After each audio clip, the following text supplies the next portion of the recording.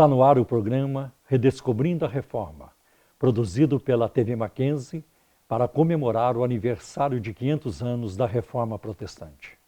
Foi em 31 de outubro de 1517 que Martinho Lutero, segundo muitos historiadores, pregou as suas 95 teses na porta da igreja de Wittenberg, na Alemanha.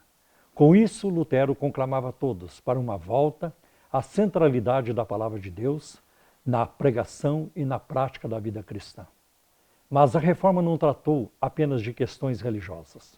Ela teve também implicações econômicas, políticas e sociais, contribuindo grandemente para as artes e a educação.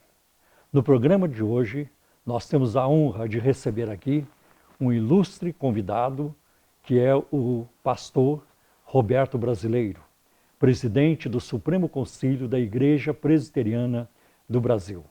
Ele é também diretor do Instituto Bíblico Eduardo Lani, em Patrocínio, Minas Gerais.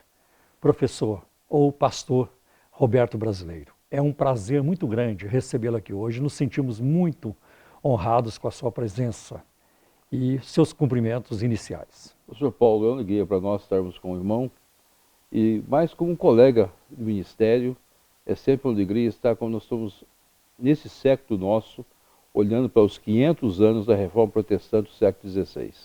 Quando a gente olha essa visão toda e começamos a pensar o que é a reforma para nós hoje. Então, louvo a Deus por estar com você, louvo a Deus por estar participando do programa e louvo a Deus por estar diante da TV Mackenzie nesta hora. Muito obrigado, pastor Roberto Brasileiro. Eu quero iniciar perguntando quais foram as razões, as circunstâncias que provocaram a Reforma Protestante no século XVI. Quando você olha o século XVI, você vai observar que o século XVI foi o século do caos. Um caos econômico, um caos social, um caos político. As nações estavam lutando para que, de fato, elas pudessem assumir a sua posição nacionalistas, cada nação tomar as suas decisões, que até o século XVI o grande império, era o Sacro Império Romano, dirigia todas as coisas. E a igreja naqueles dias possuía a tradição, e não só a tradição, mas ela tinha excomunhão na mão. E com isso os povos estavam subjugados, todos os povos estavam subjugados. Por mais que eles tentassem a liberdade de ser povo, sentiu-se preso. Isso começou a gerar um caos econômico também, e não havia desenvolvimento, porque a visão até o século XVI vinha da mentalidade medieval, em que o homem só poderia ter como vocação ou estar ligado à igreja, ou estar ligado ao feudalismo, ou viver no status que ele nascesse. Ele não podia apressar e crescer, desenvolver. E começava a surgir, naqueles dias também, a visão de comércio, ir e vir, descobrir novos povos. Certo. Então, tudo isso trouxe para a Europa uma nova visão. E trouxe para a igreja também as preocupações. Certo. E a própria igreja começou a conviver com essas lutas internas. E uma das coisas mais interessantes, Paulo, que você pode sentir na reforma, é que quando eclodiu a reforma do século XVI, ela não eclodiu por causa desses movimentos. Ela eclodiu por causa da salvação. Que bênção! Porque Lutero se preocupou com a venda das indulgências. Quando a venda das indulgências foi uma necessidade econômica. Havia necessidade de pagar por um bispado. Pagar as contas. 10 mil ducados. Então a igreja vendeu, o Papa Leão X fez as indulgências. Era necessário que ele precisava pagar também a Capela Sixtina, a grande construção de Roma, que até hoje é o memorial de arte de Roma. Mas para isso ele precisava vender um ducado, um dos bispados. E a venda desse bispado, quem comprava naqueles dias, o arcebispo estava comprando, ele não tinha recursos. Então foi feita as indulgências. E as indulgências era o perdão dos pecados temporais, não dos pecados eternos. Certo. Então a pessoa podia ser perdoada dos pecados temporais, passaria menos tempo no purgatório e iria para o céu. Mas isso trouxe uma certa preocupação para Lutero, que Lutero observou e disse, não, a salvação é pela graça, a justificação é pela fé. O homem é salvo com uma ligação íntima com Deus. Daí a expressão sola gratia. Sola gratia. Aí com isso eclodiu a reforma. Mas a grande preocupação de Lutero não foi simplesmente a reforma a partir de uma experiência dele, foi a partir dos estudos da Bíblia Sagrada. Lutero era um estudioso da Bíblia. Ele conhecia de cor os salmos, ele licionava os salmos na visão da pessoa de Cristo Jesus. É uma visão cristológica. Era professor de Romanos, era professor de Gálatas. Então Lutero era um estudioso da Bíblia Sagrada dos seus dias. E quando ele viu aquela situação da venda das indulgências, ele revoltou. E as 95 teses, é muito interessante se observar, que é uma defesa que Lutero faz até do papado dos seus dias.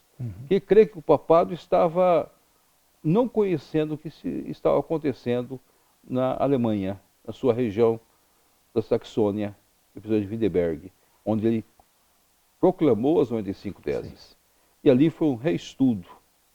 Era um momento de mudanças radicais, mas então a reforma veio do tempo certo. Eu chego a dizer que foi do tempo de Deus. Foi um ato soberano de Deus. Foi um ato soberano de Deus. Tudo Deus preparou para a reforma. O caos era tão grande em todas as áreas que a reforma veio fazer com que as pessoas começassem a pensar e a raciocinar. Vinha a descoberta da imprensa no século XV, final do século XV. E agora os livros poderiam sair. Exatamente. Podiam ser publicados os livros. Veio a Bíblia... Distribuição de Bíblias. De 42 linhas que foi publicada por Gutenberg. Veio agora a possibilidade de Lutero traduzir a Bíblia para o alemão e estabelecer a própria língua alemã. Então a reforma teve todos esses condimentos especiais. Era uma mudança radical, era um novo momento na história e um novo momento para Deus. Deus dirigindo a história na sua soberania, na sua graça, no seu poder, e a pessoa de Jesus Cristo seria de fato entronizada como nosso Salvador. A redenção em Cristo Jesus, o nosso Senhor. Por isso a preeminência da palavra, não é, pastor Roberto Brasileiro? Sola Escritura. Sola Escritura, sola gracia, sola fide. Solo Christus. Sola Christus, sola glória, sola Deo glória. Por quê? Porque tudo era para Deus. Era a reforma, uma estrutura cristã, mas que teve influências nos mais diferentes lugares e levando as pessoas a repensar as suas próprias vidas. Logicamente, nós temos o humanismo de um Erasmo de Roterdã, mas que não trouxe a contribuição que a reforma trouxe. Às vezes as pessoas perguntam por que a reforma encontrou tanto espaço nos seus dias, porque nós já tivemos pré-reformadores. Nós tivemos Wycliffe, nós tivemos João Hus, nós tivemos grandes homens da história, nós tivemos de pré-reformadores. Mas a reforma veio no momento certo. Veio na época de Deus. Muito bem, isso mesmo. Veio no tempo de Deus. No tempo de Deus. Na plenitude dos tempos. Na plenitude dos tempos. Eu comparo a reforma quase com o período do nascimento de Cristo. Deus preparou o mundo para o nascimento de Cristo. E Deus preparou o mundo do século XVI para a reforma. Porque ela eclodiu e ela teve condição de se expandir por todo mundo conhecido naquela época. Pastor Roberto Brasileiro, como a Igreja Católica Romana reagiu à expansão do protestantismo? Essa pergunta o pastor Roberto Brasileiro responderá logo após o intervalo. Continue com a gente.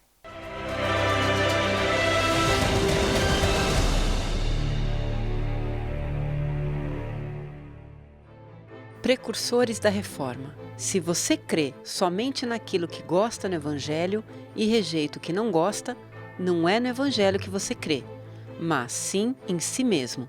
Santo Agostinho. Agostinho de Hipona viveu entre os anos de 354 a 430 e foi um dos principais teólogos da cristandade. Ensinou sobre a salvação e a graça divina. Seu pensamento influenciou profundamente a visão do homem medieval.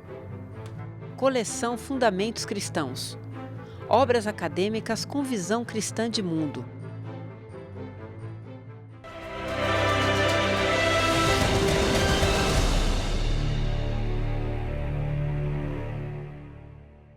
Estamos de volta no programa Redescobrindo a Reforma e repetindo a pergunta que fizemos antes do intervalo. Pastor Roberto Brasileiro, como a Igreja Católica Romana reagiu à expansão do protestantismo? É bom nós entendermos, Paulo, que a Igreja Católica demorou um pouco a entender a reforma. Primeiro, ela tentou fazer com que Lutero recuasse. e através de todos os arranjos políticos da época, principalmente com a Dieta de Worms. Sim. A Dieta de Worms foi o grande momento em que Lutero disse: ó, eu não posso recuar se não for à luz das Escrituras Sagradas. Exato. Naquele momento, Lutero punha um ponto final. Vocês têm que me provar pelas Escrituras que eu estou errado. Momento marcante. Lutero demorou, o próprio Lutero não entendia o que estava se passando em certo sentido. Até que veio anos mais tarde, 1529, a Dieta de Spira, onde os protestantes ali, de fato, afirmaram a sua fé e a sua posição. Tinha a Dieta de Worms, Dieta de Spira, e a Igreja Católica você veio reagir anos depois com o que nós chamamos de Concílio de Trento, Sim. que é a Contra-Reforma, onde a Igreja reafirmou todos os pontos discutidos pela Reforma. Reafirmou como pontos essenciais para ela. Aqueles pontos passaram a ser os pontos chaves da Igreja Católica. Ela reafirmava, de fato, o cano bíblico, que foi discutido na Reforma, onde o nosso cano teria 66 livros, o da Igreja 73. Reafirmava o cano bíblico, reafirmava as doutrinas inerentes a todo o sistema de salvação, porque a Igreja detém o poder de salvação através dos sacramentos, e a Reforma afirma que a salvação é unicamente pela graça. Então, o Concílio de Trento, que nós chamamos de Contra-Reforma, foi o grande movimento que, a partir dali, se nós tínhamos sonhos de uma reforma dentro da Igreja, com o Concílio de Trento esse sonho morreu. Porque a Igreja afirmava os seus pontos e, a partir dali, a Igreja ia continuar o seu caminho e a Reforma continuaria o seu caminho. E, logicamente, a Reforma ela teve o crescimento a partir das nações-estado, tanto na Alemanha como na Suíça, Exato. como mais tarde em outros países, teve o favorecimento de algumas lutas políticas que envolveram a Inglaterra, Escócia, que era o Reino Unido. Então, a partir desses movimentos, Deus, a sua graça, foi trabalhando a história. O que é mais gostoso na Reforma é nós entendermos como a providência de Deus trabalhou para que a Reforma continuasse existindo. A mão invisível de Deus conduziu. Mas, a despeito disso, a Contra-Reforma foi o grande movimento, principalmente na França. A Reforma quase sucumbiu na França, por causa da Contra-Reforma. Pastor Roberto Brasileiro, é notório que a IPB investe muito na educação. E podemos até citar o exemplo aqui da Universidade Mackenzie, Universidade Presbiteriana Mackenzie, que não investe apenas na teologia. São muitas as disciplinas, as áreas do conhecimento que o Mackenzie ele oferece. Qual é a relação que tem isso tudo com a Reforma Protestante? Vamos lembrar que o grande reformador João Calvino, ele era um homem de academia. Okay. E ele criou a Academia de Genebra. João Calvino, a experiência dele com Deus foi uma experiência de fato, um homem temente a Deus, conheceu as doutrinas da Reforma, mas foi um estudioso.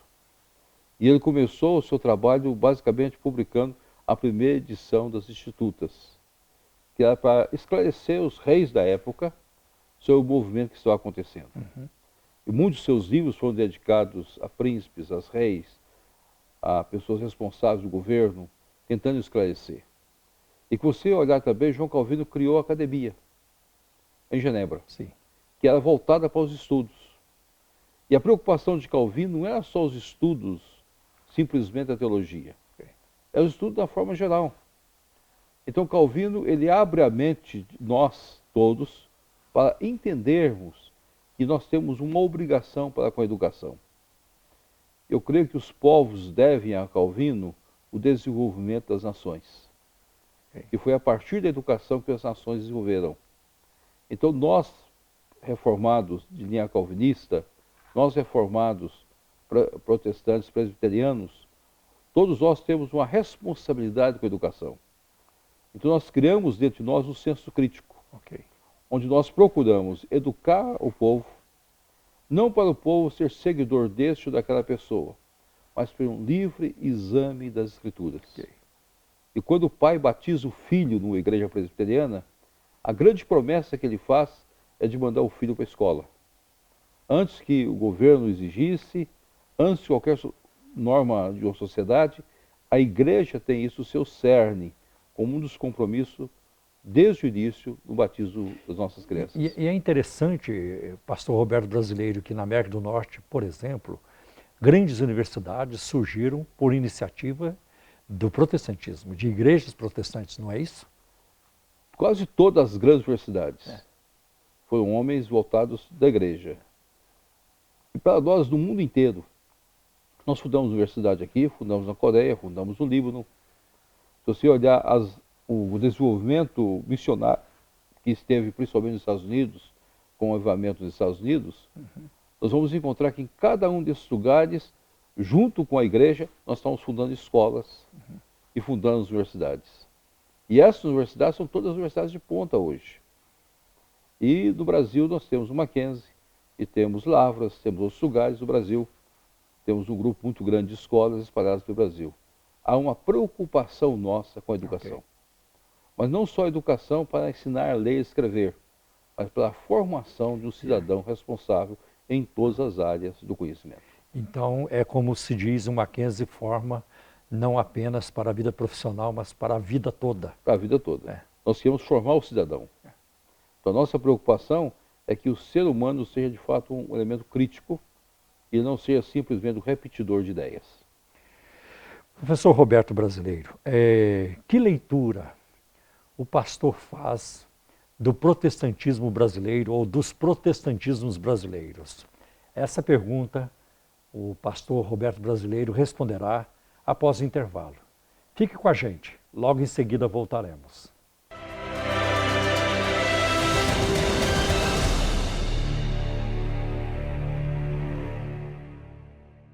Precursores da Reforma. Eles pensavam poder abafar e vencer a verdade, que é sempre vitoriosa, ignorando que a própria essência da verdade é que quanto mais quisermos comprimi-la, mais ela cresce e se eleva. John Hus. John Hus viveu entre 1369 e 1415 e foi um pensador e reformador que, em seu tempo, defendeu uma reforma eclesiástica que não foi aceita. Ele foi excomungado pela Igreja Católica em 1410. Condenado pelo Concílio de Constança e morreu queimado vivo em 1415.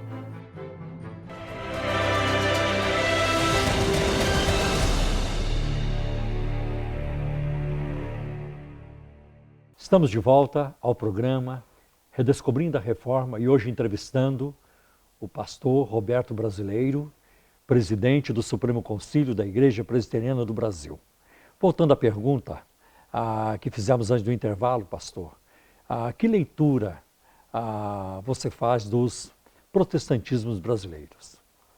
Bom, o protestantismo brasileiro é um protestantismo muito misturado, nós dizemos assim. Nós temos protestantismos de uma área, temos de outra área, temos de uma linha, de outra linha. Quando você olha o protestantismo brasileiro, você tem que englobar não só o histórico, que são as igrejas históricas, como a Igreja Presbiteriana, a Igreja Batista, a Igreja Luterana, a Metodista, é o que nós chamamos, alguns são mais históricos. Nós temos um protestantismo pentecostal, e nós temos a Assembleia de Deus, nós temos várias igrejas ligadas a esse protestantismo. Tem um protestantismo neopentecostal, que veio poucos anos para cá, que veio várias denominações diferentes que estão aí. Então, quando você olha esse mundo que nós temos, nós vamos descobrir que nós temos desafios grandes nesse mundo. É como nós vamos separar essas situações. E separar sem estabelecer juízo, porque não é obrigação nossa de julgarmos esta ou aquela igreja. Para mim, o que é importante é saber se a igreja, de fato, a sua base está na Bíblia Sagrada, uma única regra de fé e prática, se a pessoa de Cristo é o Salvador, a experiência de salvação em Cristo Jesus, da conversão, da experiência com Deus, e se de fato essa igreja tem uma ética cristã, pautada nas Escrituras Sagradas.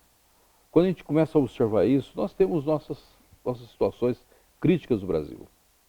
Eu creio que o Brasil ainda é um país que nós estamos amadurecendo o protestantismo. nós temos muitas coisas que não vamos ter de responder.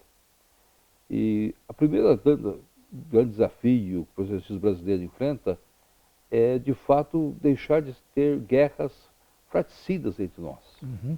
Críticas doentias entre nós.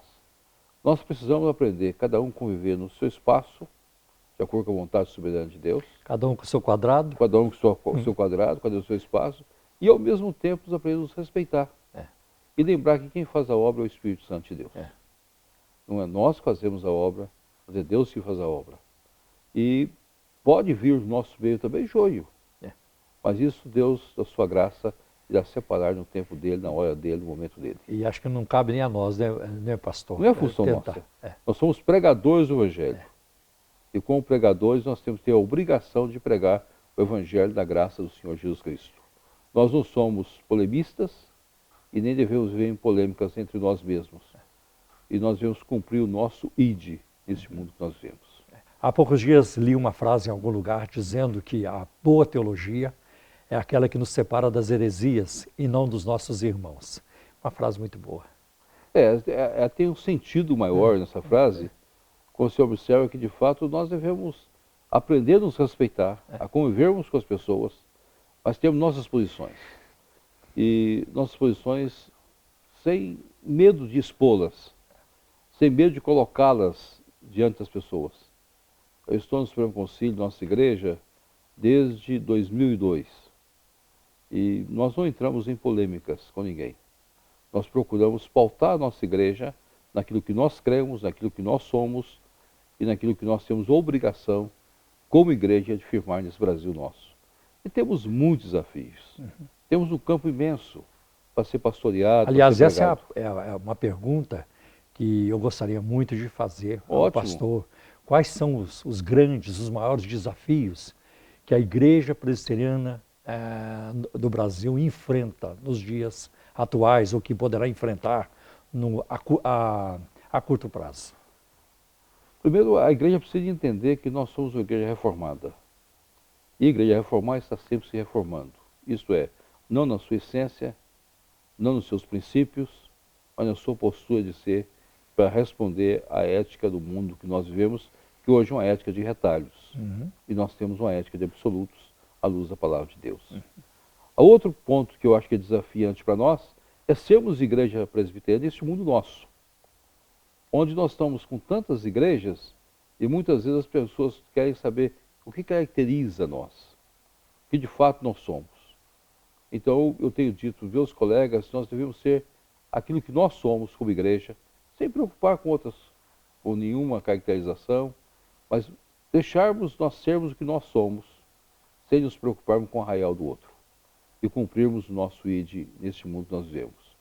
E o terceiro desafio, que eu creio que é muito importante para nós, é continuar mostrando ao Brasil que nós somos uma árvore de ramos frutíferos e de sombras gostosas. Isto é, nós estamos no Brasil para abençoar o Brasil e para abençoar o mundo, com uma visão missionária, abrangente, atuante neste mundo nosso. A igreja tem o papel de ser abençoadora. Sim. Nós temos a nossa função de ser como José do Egito. Nós não só abençoamos nosso povo, abençoamos o todo. Por isso é uma preocupação nossa, através da nossa editora, de publicar bons livros, das nossas universidades, ser boas universidades, então, todas saneadas, todas organizadas, das nossas escolas. Então nós queremos mostrar cada vez mais um papel decisivo neste mundo nosso e uma postura diferenciada neste mundo que nós vivemos. E esse campo brasileiro é um campo muito vasto, não é, pastor? Muito carente também, não é? É um país nós temos uma dimensão muito grande. Uma das grandes preocupações da reforma foi com a área social. E nossa igreja tem uma preocupação social muito grande. Esse é um desafio que está sempre presente para nós. Porque nós muitas vezes nós esquecemos que o Evangelho ele se faz presente também numa visão social, o desenvolvimento do outro. Isso cabe a nós incentivarmos e trabalhar cada vez mais. Pastor Roberto Brasileiro, ficamos aqui muito felizes com a sua participação e com a entrevista que nos foi dada e que certamente vai abençoar muitas pessoas, ou a todos que assistirem essa entrevista. E esperamos futuramente tê-lo outra vez aqui entre nós. Deus abençoe grandemente a sua vida cada vez mais. Sabemos da grande responsabilidade que pesa sobre seus ombros, como a presidente do Supremo Concílio da IPB no Brasil, mas nós sabemos também que não lhe faltará a graça e a ajuda do Senhor na sua vida. Suas palavras finais. Eu sou Paulo Romero, pastor Paulo. Pode falar Paulo só se quiser. Para nós foi uma grande alegria estar com você aqui, nos sentimos muito em casa, muita vontade. Louvamos a Deus pela oportunidade e quero dizer que nós estamos sempre às ordens, mas eu sempre tenho dito às pessoas, a melhor coisa que faz um presidente do Supremo Conselho é passar pelos lugares sem ser visto. Okay. Por isso que a gente dá poucas entrevistas ou quase nada, porque a nossa preocupação é ver a igreja e a glória do Senhor. Que Deus os abençoe. Amém. Muito obrigado, pastor Roberto Brasileiro, e obrigado também a todos os telespectadores pela audiência. Continuem conosco no próximo programa Redescobrindo a Reforma.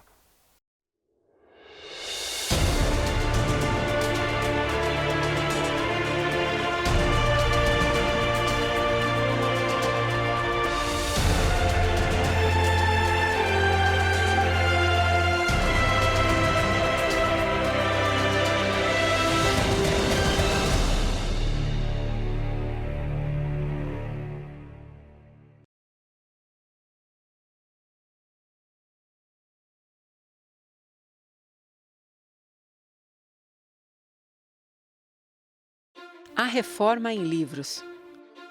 Cristianismo Reformado, uma história contada por meio da filatelia, de Maurício Melo Menezes. O livro convida o leitor a descobrir um pouco mais sobre a rica história da Reforma, contada por meio de imagens filatélicas da coleção do autor, inteiramente dedicada ao tema. Coleção Fundamentos Cristãos. Obras acadêmicas com visão cristã de mundo,